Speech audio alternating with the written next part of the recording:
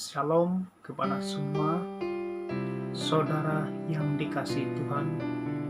Kita bersyukur hari ini karena kita boleh merenungkan firman Tuhan bersama-sama yang akan menjadi kekuatan iman kita untuk kita berhadapan dengan kesukaran hidup. Nah, saudara, marilah kita sediakan hati dan pikiran kita untuk menerima makanan rohani hari ini. Sebelum itu, mari kita berdoa. Bapa di surga, kami bersyukur untuk waktu yang indah ini, di mana kami boleh belajar akan firman-Mu. Bantulah kami ya Tuhan, berikan kami hikmat Roh Kudus-Mu yang akan memberikan kami hikmat kebijaksanaan untuk dapat mempelajari firman-Mu ya Tuhan. Kami serahkan waktu ini ke dalam tangan-Mu, ke dalam pengendalian-Mu ya Tuhan. Inilah doa dan ucapan syukur kami hanya di dalam nama Tuhan kami Yesus Kristus. Kami bersyukur. Haleluya. Amin. Baik saudara yang kasih Tuhan, hari ini kita akan belajar dengan satu tema, yaitu jangan hilang kendali di tengah pergumulan hidup kita, yang didasari di dalam Mazmur 142 ayat 1 hingga 8. Nah saudara, sesudah peristiwa Daud mengalahkan Goliat, nah Daud bekerja dengan Raja Saul sebagai seorang panglima tentara. Dan semasa Daud bekerja sebagai panglima tentara, Daud memenangi banyak pertempuran sehingga ada ramai orang yang menyukai Daud pada ketika itu. Nah, pada ketika itu maka cemburulah Raja Saul sehingga dia punya niat untuk ingin membunuh Daud pada ketika itu. Kalau kita perhatikan, padahal Daud tidak melakukan apa-apa kesalahan atau apa-apa yang tidak diingini oleh Raja Saul pada ketika itu. Nah, lalu apa yang terjadi? Kemudian pergilah Daud melarikan diri daripada Raja Saul dan bersembunyi di sebuah gua. Nah, saudara, di dalam gua tersebut Daud menada tangan dan berdoa kepada Allah seperti yang tercatat di dalam Mazmur 142 ayat 1 hingga 8. Mari kita membaca dan memperhatikan bersama-sama di dalam Mazmur 142 ayat 1 hingga ayat ke-8. Ayat yang pertama berkata demikian. Nyanyian pengajaran Daud. Ketika ia di dalam gua suatu doa. Dengan nyaring aku berseru-seru kepada Tuhan. Dengan nyaring aku memohon kepada Tuhan. Aku mencurahkan keluhanku ke hadapannya. Kesesakanku kuberitahukan ke hadapannya. Ketika semangatku lemah, lesu di dalam diriku, Engkaulah yang mengetahui jalanku, di jalan yang harus kutempuh. Dengan sembunyi mereka memasang jerat terhadap aku. Pandanglah ke kanan dan lihatlah, tidak ada seorang pun yang menghiraukan aku. Tempat pelarian bagiku telah hilang, tidak ada seorang pun yang mencari aku. Aku berseru-seru kepadamu, ya Tuhan, kataku. Engkaulah tempat perlindunganku, bagianku di negeri orang-orang hidup. Perhatikanlah teriakku, sebab aku telah menjadi sangat lemah. Lepaskanlah aku daripada orang-orang yang mengejar aku, sebab mereka terlalu kuat bagiku. Keluarkanlah aku dari dalam penjara untuk memuji namamu. Orang-orang benar akan mengelilingi aku apabila engkau berbuat baik kepada aku. Nah, saudara, perhatikan. Kalau kita perhatikan keadaan Daud pada ketika dia berada di dalam gua tersebut, keadaan Daud semasa berada di dalam gua adalah di mana Daud sangat-sangat mengalami ketakutan pada ketika itu, sehingga dia meluntarkan keluhannya kepada Allah. Nah, ini kita boleh lihat di dalam ayat yang ketiga. Dan Daud juga merasa sendiri, bahkan merasa tidak dipedulikan, sehingga ia bersuruh kepada Allah. Ini kita dapat lihat di dalam ayat yang kedua hingga ayat kedua, 5, dan yang keenam. Dan Daud juga merasakan pergumulan atau situasi yang dihadapinya sangat berat untuk ditempuhinya, sehingga dia memohon pertolongan daripada Allah. Ini kita dapat lihat di dalam ayat yang ke-7.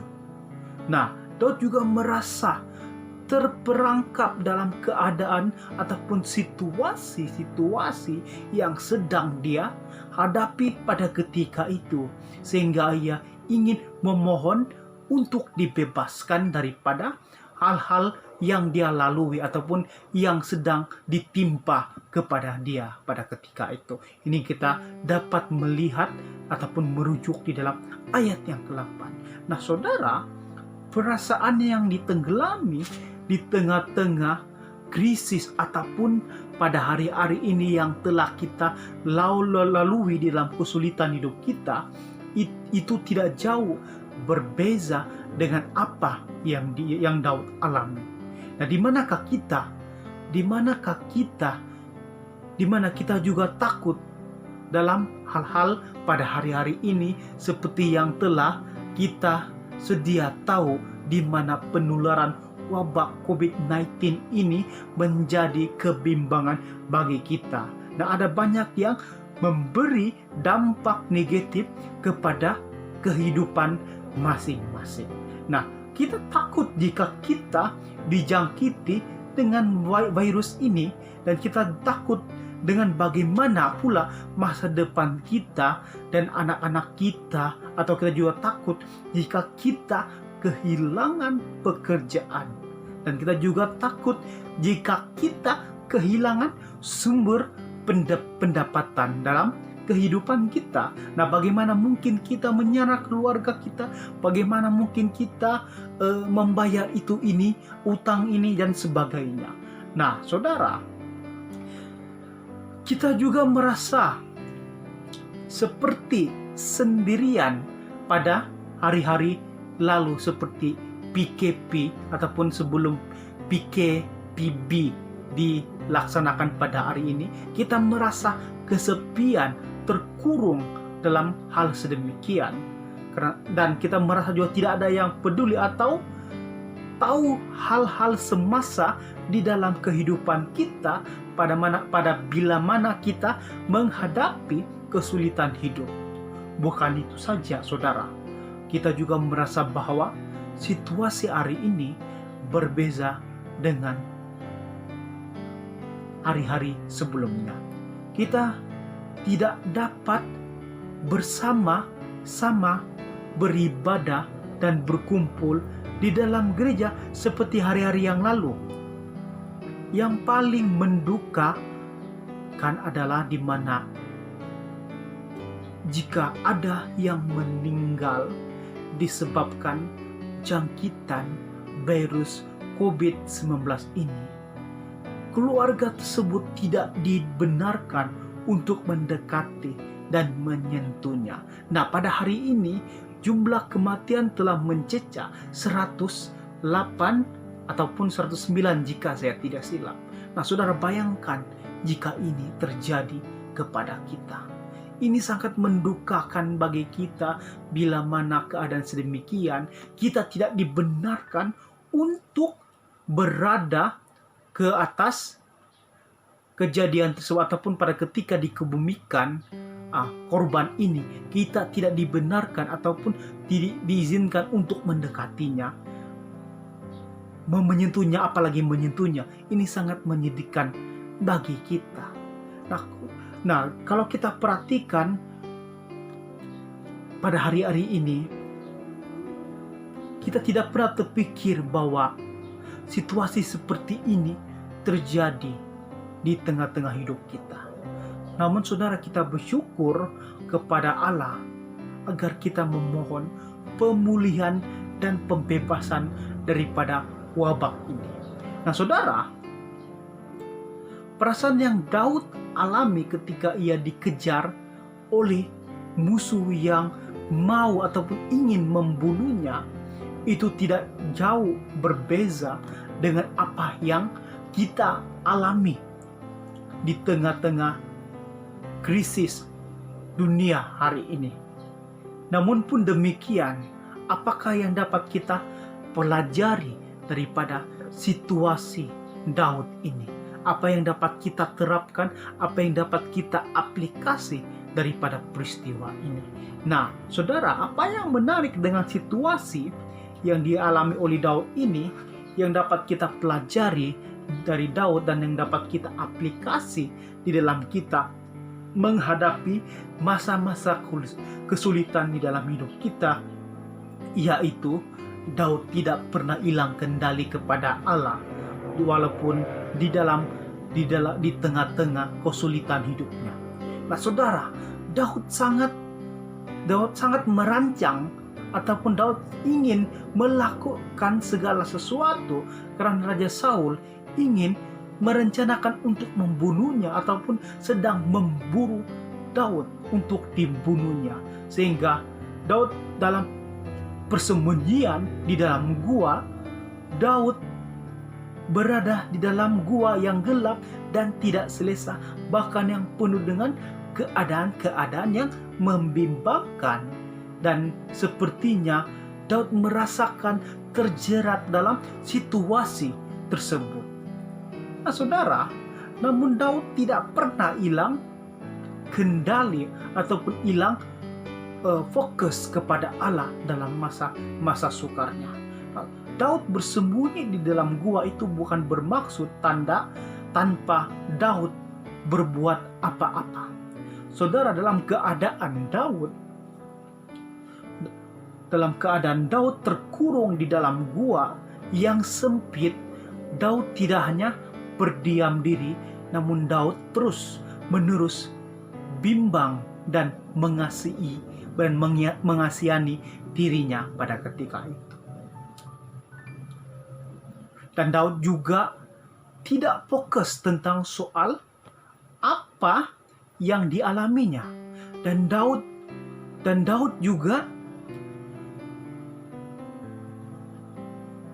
juga tidak fokus tentang strategi tentang apa yang dilakukannya, tetapi Daud hanya fokus kepada Allah. Pikiran Daud hanya terfokus kepada Allah. Sebab itu saudara, Daud menadahkan tangannya kepada Allah dan berdoa. Saudara, bagi Daud, doa adalah kekuatan bagi dia dan juga penyelesaian setiap situasi-situasi yang dia alami. Bahkan melalui doa itu dapat memberikan dia ketenangan, kedamaian di tengah-tengah kesulitan pada ketika itu.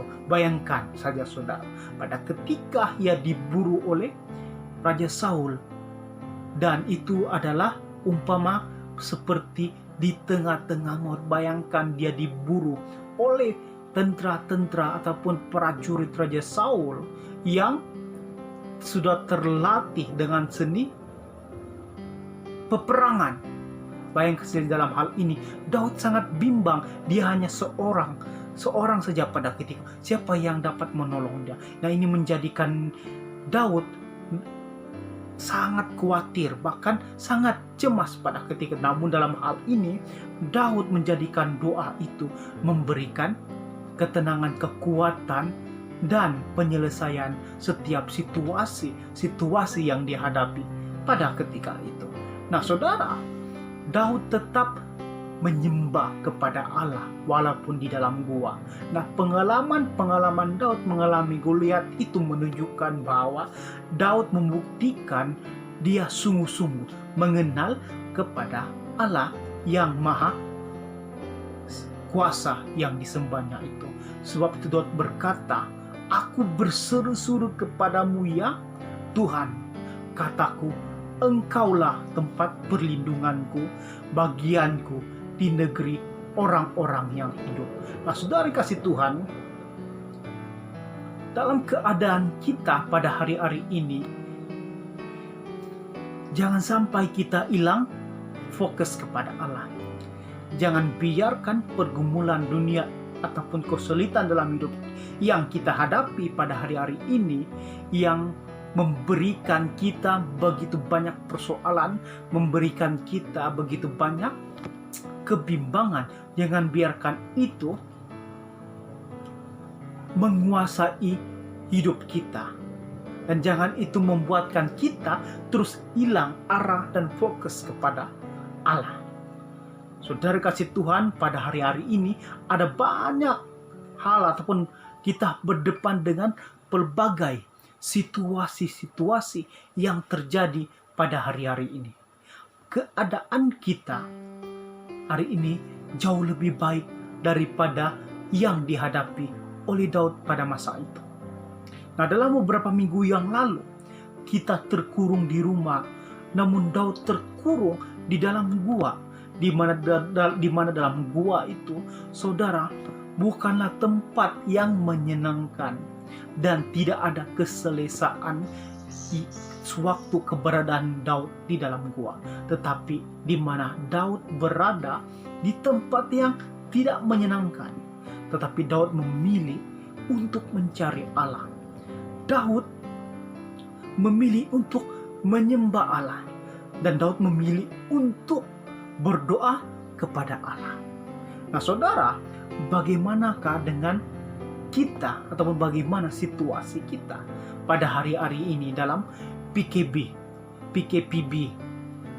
yang mana kita masih boleh menikmati keselesaan dalam rumah kita, ada bantal, ada tilam, TV, smartphone, dan sebagainya yang dapat kita nikmati. Tetapi saudara, jangan sampai keselesaan kita di dalam rumah membuatkan kita lalai memperhatikan soal kerohanian kita. Oleh sebab itu saudara, di dalam keadaan kita pada hari ini yang selesa di dalam Tuhan, nah marilah kita saudara sediakan waktu setiap hari untuk mencari Allah. Bukan saja hari ini, tetapi setiap hari melalui firman Allah atau firman Tuhan yang kita baca dan berdoa. Nah saudara, semasa PKPB ini kita ada banyak waktu untuk Tuhan. Jika kita tidak menggunakan waktu ataupun kesempatan ini, maka kita adalah orang yang paling rugi. Sebab itu saudara, renungkanlah firman Tuhan itu siang dan malam. Nah, apakah maksud merenungkan firman Tuhan siang dan malam? Nah, saudara, merenungkan firman Tuhan siang dan malam adalah menghidupi firman Tuhan yang Anda dengar ataupun yang Anda baca. Menghidupi itu sehingga itu betul-betul meresap dalam jiwa kita ataupun terpancar di dalam perkataan dan tingkah laku kita. Itu maksudnya saudara menghidupi firman Tuhan. Nah, contoh firman Tuhan pada hari ini yang kita dengar, jangan bimbang akan hidup kita. Maka itu kita perlu sungguh-sungguh hidupi firman itu dengan menyerapkan firman itu sehingga dapat membentuk pola pikir kita ataupun karakter kita. Jadi selalulah berkata, aku tidak perlu khawatir di dalam akan hidup ini, karena aku punya Allah yang setia, Allah yang penuh peduli di dalam kehidupanku. Sedangkan burung-burung di udara dipeliharanya, apalagi aku yang dikasihinya. Nah, oleh karena itu saudara, tetaplah percaya dan fokus kepada Allah dalam apa juga situasi yang engkau alami. Mungkin ada timbul persoalan seperti ini. Apakah merenungkan firman Tuhan itu dapat menyelesaikan masalah ataupun kesengsaraan ataupun situasi kesulitan dalam hidup kita dapat diselesaikan oleh firman Allah, atau apakah masa depan dan keluarga kita terjamin? Nah, saudara kasih Tuhan, firman Tuhan bukanlah membuatkan kita dapat menyelesaikan masalah yang kita hadapi di dalam dunia ini, tapi firman Tuhan adalah benih yang akan memberikan kita kekuatan, hikmat, dan penghiburan di dalam kita menjalani kehidupan kita di masa-masa sukar ini. Oleh itu saudara, kita sangat-sangat memerlukan firman Tuhan setiap hari. Oleh itu, hidupilah firman Tuhan dan alamilah firman Tuhan. Alamilah firman Tuhan di dalam kehidupan kita. Dan marilah kita ambil komitmen untuk belajar hari ini, untuk merenungkan firman Tuhan dan menghidupi firman Tuhan, bahkan tetap memfokuskan kepada Allah di tengah-tengah kita menghadapi kesukaran dan kesulitan di dalam hidup kita. Nah, saudara, biarlah firman Tuhan ini mengingatkan kita untuk terus kuat ataupun untuk terus tetap teguh di dalam kehidupan kita, dan biarlah firman Tuhan ini mengajarkan kita agar kita jangan hilang kendali di tengah pergumulan hidup kita. Seperti pada hari ini kita berdepan dengan situasi-situasi yang tanpa kita rancang ataupun tanpa kita ketahui yang sedang terjadi. Biarlah firman Tuhan mengingatkan kita untuk tetap fokus kepada Allah, seperti apa yang telah kita pelajari pribadi Daud. Firman Tuhan hanya sampai di sini. Mari kita berdoa sepimpin kita dalam doa. Bersyukur kami ya Tuhan untuk kebaikan Tuhan. Lewat firman-Mu telah mengajarkan kami, bahkan menguatkan kami. Seperti hamba-Mu Daud di tengah-tengah kesulitan, kesukaran hidup. Ada banyak hal yang dia hadapi, tetapi dia tetap memfokuskan kepada Engkau Tuhan, tetap menyembah kepada-Mu Tuhan. Dalam hal itu dia terus dikuatkan, diteguhkan. Dan dengan hal ini juga Tuhan, bila ini menjadi pembelajaran kami pada ketika kami menjalani kehidupan kami pada hari-hari ini. Ada begitu banyak hal yang kami tempuhi di dalam sukar duka yang kami lalui. Tapi bila firman-Mu terus menguatkan kami, meneguhkan kami, menyenangkan kami, menenangkan kami.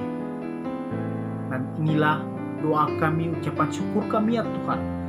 Kami kembalikan semuanya ini hanya di dalam nama Tuhan kami Yesus Kristus. Kami sudah berdoa. Haleluya. Amin.